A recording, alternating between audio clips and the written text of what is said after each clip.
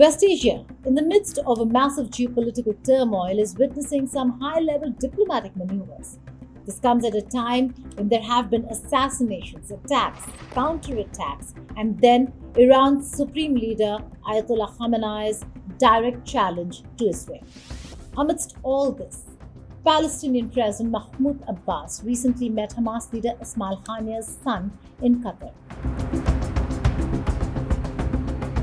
Is there a potential rapprochement between the Palestinian Authority and Hamas? Will the Shias and Sunnis unite for the Palestinian cause? Will the Israel-Palestine conflict bring the two arch-rivals Iran and Saudi Arabia closer? What role is the Asian Cooperation Dialogue Summit playing in Qatar's diplomatic efforts?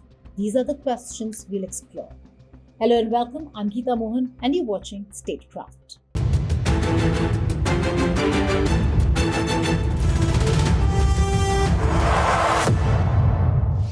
On the night of October 1st, Iran launched nearly 200 ballistic missiles targeting key Israeli military installations, including Nevatim, Hatzerim, and Tel Nof air bases, along with the Mossad headquarters near Tel Aviv.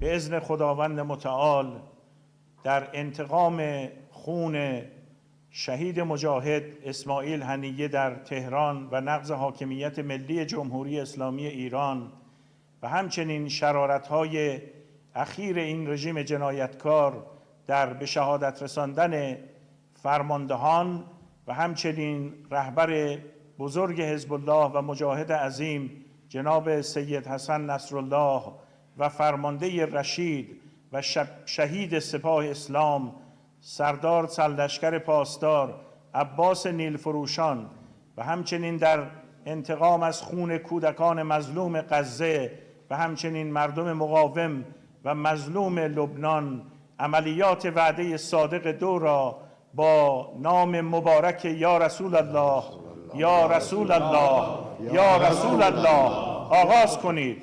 توکل بر خدا کنید. موفق باشید.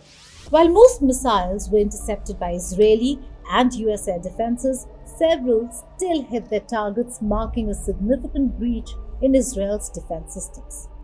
The attack, seen as retaliation for the killing of Hamas political leader Ismail Haniyeh and Hezbollah's Hassan Nasrallah, has heightened tensions in the region, with Israel preparing to respond forcefully. The enemy of the Islamic Republic of Iran and the enemy of the Iranian nation is the enemy of the Palestinian nation, is the enemy of the Lebanese nation, and is the enemy of the Iraqi nation. That's the same enemy. The enemy is the same. The order is issued from one place. And that order is issued from the same place to attack Islamic nations and Islamic countries. While the supreme leader reiterated this position, the Iranian official position has a more diplomatic nuance to it. They've come out and said that the attack was in retaliation to the violation of Iranian sovereignty when Israel assassinated Ismail Haniyeh on Iranian soil, keeping the issue of Hezbollah and Hamas quite separate, because otherwise it could lead to escalation. I believe that, first of all, we had no option just to retaliate the invasion of Israel on sovereignty of Iran because of assassination of Ismail Haniyeh inside capital of Iran. This is the first, the reason of our intention of our operation. This is something which should be clear for you and for your audience. This is one thing. Secondly, we targeted military and intelligence installation and structures of Israel, which affected its capability. The situation risks further escalation, potentially involving more regional players and even raising concerns about nuclear threats or a blockade in the Persian Gulf, while the conflict in Gaza and southern Lebanon continues to rage. Israel without the Western support, without the U.S. support is nothing. Of course, I mean, they have the strongest army maybe in the region, or this is how they present themselves. They have the nuclear power, they have the mass power, weapons of mass destruction. Yes, they do. But then again, with the Palestinians, the same with the Lebanese. They are fighting for their freedom. They are fighting for their land. They are fighting for their future, for their nation. So any people doing this, Indians know very well this. When you are fighting for a right cause, you will win. Yes, they have assassinated Haniya and Hassan Nasrallah and many leaders, but we are the children of this land, and if one goes, other would come to continue this process of freedom and independence. Amid all this geopolitical drama, Qatar is currently at the center stage of high-level diplomatic dialogues. Palestinian President Mahmoud Abbas recently met with Abdul Salam and Humam Haniyeh, the sons of late Hamas leader Ismail Haniyeh, in Doha. Haniyeh was assassinated in Tehran on the 31st of July, with Israel widely believed to be behind the attack. During the meeting, Abbas expressed condolences, praising Haniyeh's contributions to the Palestinian national struggle and reaffirming the Palestinian people's right to freedom and independence. This meeting, though seemingly a gesture of respect, could signal a potential thaw in the historically tense relationship between the Palestinian Authority in West Bank and Hamas in Gaza. Traditionally, the PA and Hamas have been bitter rivals.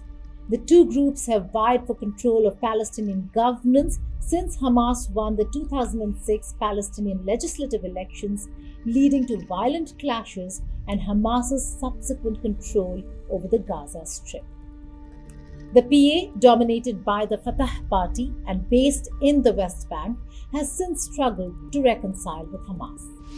Despite multiple failed attempts at unity, this meeting might indicate a shift, as Abbas's acknowledgement of a Hamas figure could be interpreted as a step toward bridging the political divide between the Palestinian Authority and Hamas amid the ongoing Israel-Palestine conflict. Such rapprochement could have significant implications for Palestinian politics and the broader dynamics of the conflict. Now moving on, in another significant diplomatic development, Iran's President Masoud Pezeshkian met Saudi Foreign Minister Prince Faisal bin Farhan in Doha again, marking another step in the gradual warming of relations between the two regional powerhouses, one a Shia-dominant country, the other a Sunni-dominant nation. The meeting focused on regional and international developments and included senior officials from both nations. Saudi Arabia and Iran have long been regional rivals, with their rivalry underpinned by sectarian differences, Saudi Arabia being predominantly Sunni and Iran primarily Shia. Their competition for influence has been evident in conflicts across West Asia, from Syria to Yemen, and the relationship has been fraught with tension, especially after the severance of diplomatic ties in 2016. However, recent diplomatic efforts, notably brokered by China, have seen the two nations attempt to mend ties. The Doha meeting is a further indication that both countries are seeking common ground, potentially setting aside their historic animosities for shared regional goals. One unifying issue could be the Palestinian cause. With Israel's ongoing conflict with Palestinians, including recent escalations in Gaza, Saudi Arabia and Iran, both vocal supporters of Palestinian rights, might find mutual interest in cooperating for a broader regional alliance. If this momentum continues, it could reshape West Asian diplomacy, bringing together two of the most influential players for a common cause, despite their long-standing Shia-Sunni divide. I mean, we have been saying for months now, that this is an incredibly dangerous moment and that the risk of the situation spiraling out of control is real. And that is not less the case now, it is indeed more the case. And that is why we continue to push for a ceasefire certainly in Gaza, but also now a ceasefire in Lebanon, because again, guns are not the answer. The Israeli Prime Minister came here today and said that Israel is surrounded by those who want to destroy it, an enemy. We're here, members of a Muslim Arab committee mandated by 57 Arab and Muslim countries. And I can tell you here, very unequivocally, all of us are willing to, right now, guarantee the security of Israel in the context of Israel ending the occupation and allowing for the emergence of a Palestinian state, independent state, along the efforts that we all agree. He is creating that danger because he simply does not want the two-state solution. And if he does not want the two-state solution, can you ask the Israeli officials, what is their end game? Other than just wars and wars and wars. I'm telling you, all of us in the Arab world here, we want a peace in which Israel lives in peace and security, accepted, normalized with all Arab countries in the context of ending the occupation, withdrawing from Arab territory, allowing for the emergence of an independent sovereign Palestinian state on June 4, 1967, lines with occupied Jerusalem as capital. That is our narrative. That is, and we will guarantee Israel's security in that context. Can you ask Israelis what's their narrative other than I'm going to continue to go to war, I'm going to kill this and kill that and destroy this and that? The amount of damage that Israeli government has done, 30 years of efforts to convince people that peace is possible, this Israeli government killed it. The amount of dehumanization, hatred, bitterness will take generations to navigate through. So ultimately the question is, we want peace. And we've laid out a plan for peace. Ask any Israeli official, what is their plan for peace? You'll get nothing because they're only thinking of the first step. We're going to go destroy Gaza, inflame the West Bank, destroy Lebanon, and after that, they have no plan. We have a plan. We have no partner for peace in Israel. There is a partner for peace in the Arab world, and that's why the international community needs to move. Iran's Supreme Leader Ayatollah Ali Khamenei, who led Friday prayers and delivered a rare public sermon after 5 years, also called for unity among the Muslims.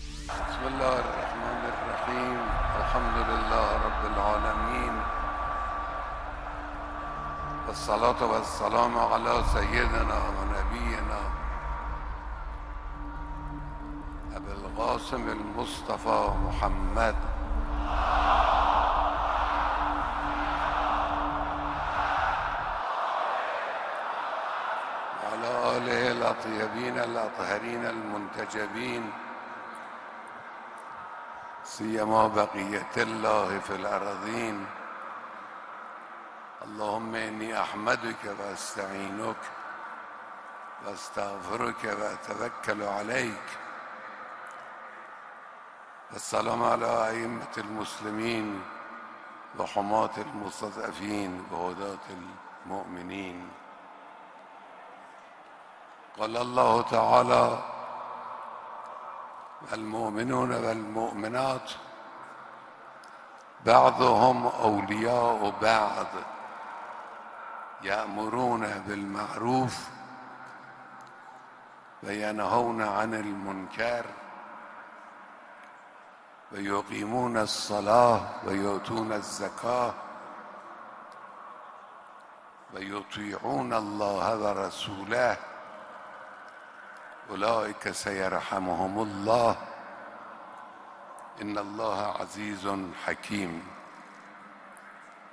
همه برادران و خواهران عزیز را و خودم را دعوت میکنم، توصیه میکنم به رعایت تقوای الهی. But what are so many leaders from the Arab world doing in Qatar? Qatar's Amir, Sheikh Tamim bin Hamad Al Thani, inaugurated the third Asian Cooperation Dialogue Summit in Doha, themed Sports Diplomacy, marking Qatar's growing significance as a diplomatic hub. لقد أصبح واضحا وضوح الشمس أن ما يجري هو عمليات إبادة جماعية إضافة إلى تحويل قطاع غزة إلى منطقة غير صالحة للعيش الإنساني تمهيدا للتهجير. The summit was attended by prominent leaders from Palestine, Iran, Tajikistan, Kuwait, UAE, and Thailand, showcasing Qatar's ability to bring together diverse nations for dialogue. The Amir emphasized the power of sports in promoting peace, tolerance, and cooperation, aligning with the ACD's 2030 vision. Qatar's role as a mediator was highlighted once again, positioning the country as a critical player in resolving regional conflicts. Recent engagements between Saudi Arabia and Iran, coupled with the ACD summit, reflect Qatar's diplomatic clout in fostering dialogue between rival powers and creating platforms for peaceful resolution, especially amid the escalating Israeli-Palestinian violence. As Doha hosts leaders from across the region, it reaffirms its role in bridging divides, advocating for just peace in Palestine and mediating broader regional disputes. For now, we are seeing a major tectonic shift in the geopolitics of the region. With Israel's aggression in various countries, it is bridging the divide between the Shias and the Sunnis. But how far is the Sunni Arab powerhouse going to go to protect the Palestinian cause?